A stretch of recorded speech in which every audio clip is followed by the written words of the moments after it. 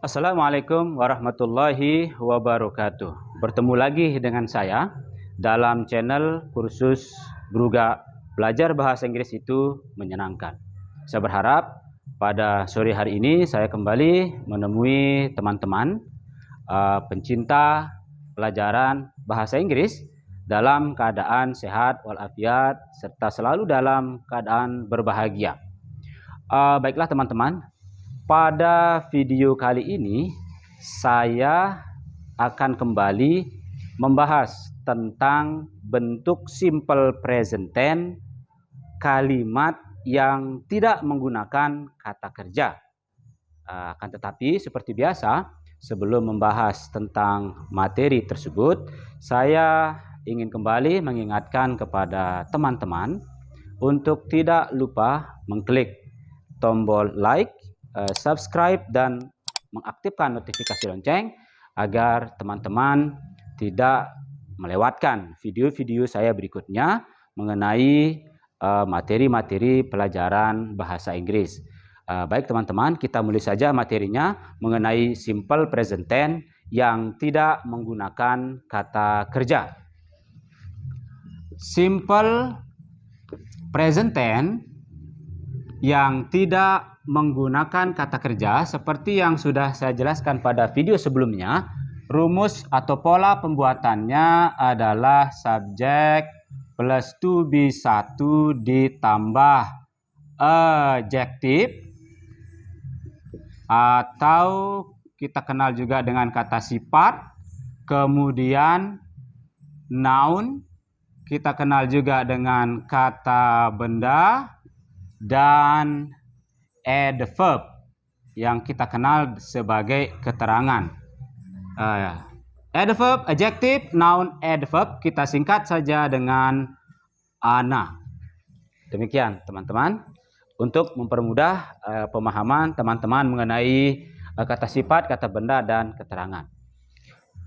Saya ingin memberikan teman-teman sebuah kata kunci bahwa dalam kalimat yang tidak berkata kerja, kalimat tersebut wajib menggunakan to be.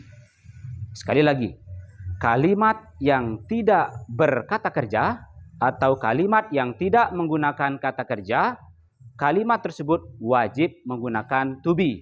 Lalu pertanyaannya, di manakah posisi to be pada kalimat yang tidak berkata kerja? Pertama,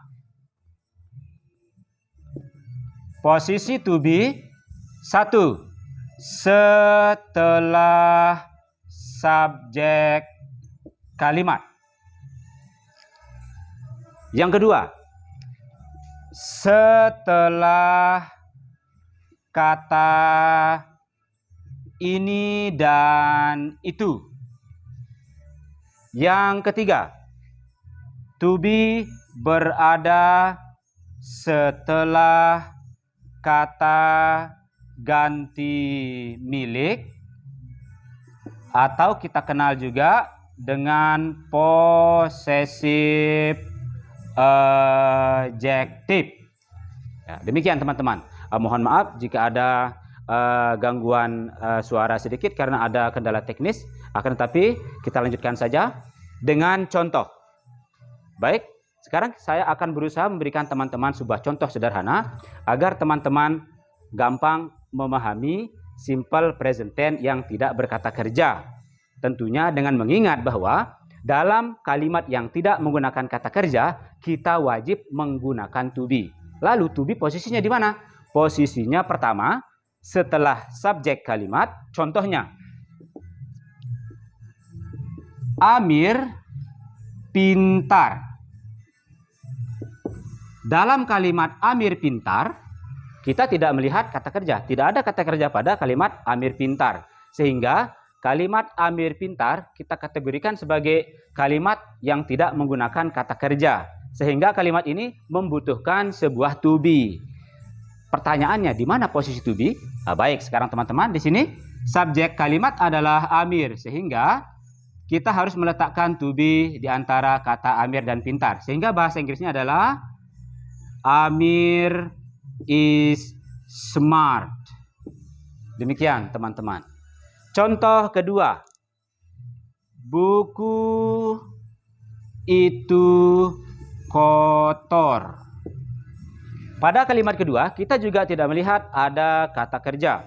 Sehingga kita mengkategorikan kalimat ini sebagai kalimat tanpa kata kerja. Dan kalimat ini harus menggunakan to be. Nah, di mana posisi to be? Seperti yang kita tulis pada keterangan kedua bahwa to be berposisi setelah kata ini dan itu. Sehingga kita harus meletakkan to be di sini.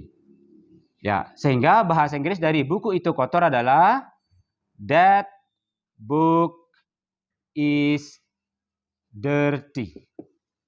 Demikian, teman-teman. Nah, kata itu dalam bahasa Indonesia berada setelah benda. Akan tetapi ketika kita terjemahkan ke dalam bahasa Inggris, itu berada sebelum benda. Demikian perbedaan pola dan cara menggunakan kata ini dan itu dalam bahasa Indonesia dan bahasa Inggris. Sekali lagi, untuk memahami bahasa Inggris dengan baik, kita harus memahami pola-pola bahasa Indonesia dengan baik. Misalnya saja contoh kecilnya adalah penggunaan kata itu. Dalam bahasa Indonesia itu berada selalu setelah benda.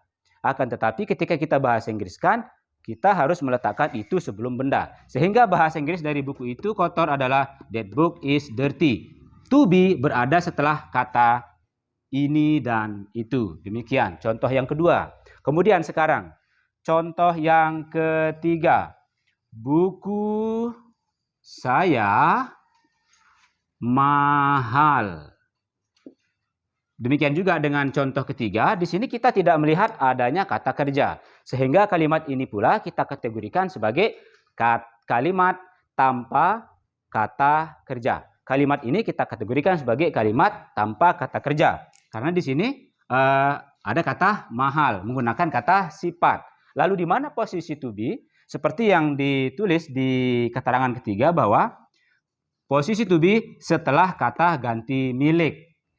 Nah, kata ganti miliknya di sini adalah kata saya.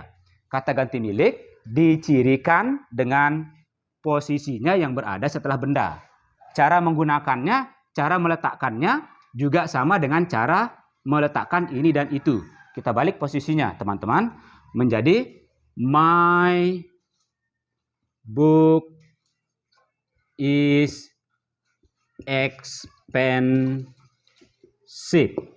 Jadi, to be berada setelah kata ganti milik. Di sini kata ganti miliknya adalah saya. Sehingga to be berada setelah kata saya. Jadi bahasa Inggris dari buku saya mahal adalah my book is expensive. Demikian, teman-teman. Satu hal yang ingin saya ingatkan lagi bahwa kalimat yang tidak menggunakan kata kerja wajib menggunakan to be. Lalu posisi to be dalam kalimat yang tidak menggunakan kata kerja ada 3. Yang pertama setelah subjek, yang kedua setelah kata ini dan itu, yang ketiga setelah kata ganti milik. Dan sudah ada contohnya masing-masing. Semoga teman-teman bisa memahami materi ini dengan baik. Demikian materi kita pada video saya kali ini. Semoga teman-teman bisa memahami materi ini dengan baik, dan apabila teman-teman masih mengalami kesulitan mengenai materi ini, teman-teman bisa berinteraksi dengan saya dan menulis di kolom komentar. Terima kasih atas perhatian teman-teman. Semoga teman-teman selalu dalam keadaan sehat walafiat dan selalu dalam keadaan berbahagia. Bertemu lagi dengan saya pada video-video selanjutnya. Terima kasih. Assalamualaikum warahmatullahi wabarakatuh.